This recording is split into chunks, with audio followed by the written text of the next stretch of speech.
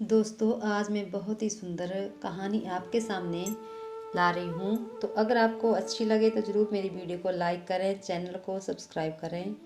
एक समय की बात है, एक जंगल में सेब का एक बड़ा पेड़ था। एक बच्चा रोज़ उस पेड़ पर खेलने आया करता था।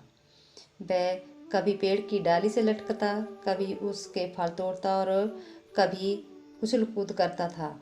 सेब का पेड़ भी उस बच्चे से काफ़ी खुश था। कई साल इस तरह ही समय बीतता गया। अचानक एक दिन बच्चा कहीं चला गया और फिर लौट के नहीं आया। पेड़ ने उसका काफ़ी इंतज़ार किया पर वह नहीं आया। अब तो पेड़ उदास हो गया। काफ़ी साल बाद जब वह बच्चा फिर से पेड़ के पास आया, वह कुछ बड़ा हो गया था।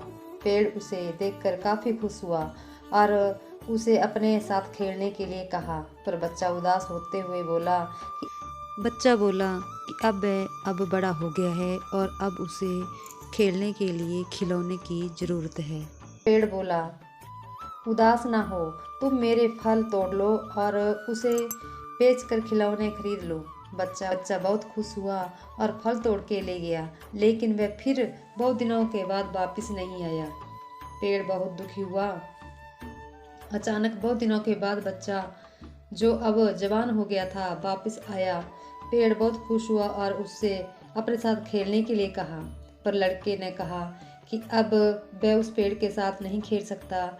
अब मुझे कुछ पैसों की ज़रूरत है, क्योंकि मुझे अपने बच्चों के लिए घर बनवाना है। पेड़ बोला, मेरी शाखाएं बहुत मजबूत हैं, तुम इन्हें काट कर ले जाओ और अपना घर बना लो।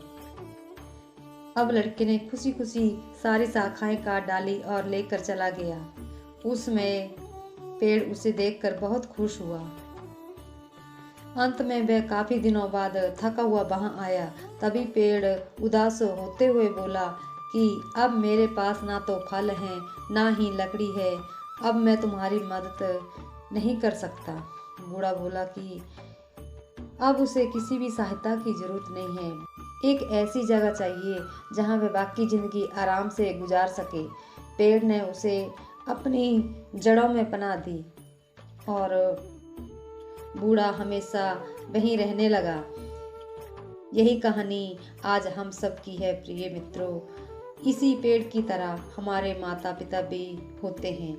जब हम छोटे होते हैं तो उनके साथ खेल कर बड़े होते हैं और बड़े होकर उन्हें छोड़कर चले जाते हैं, और तभी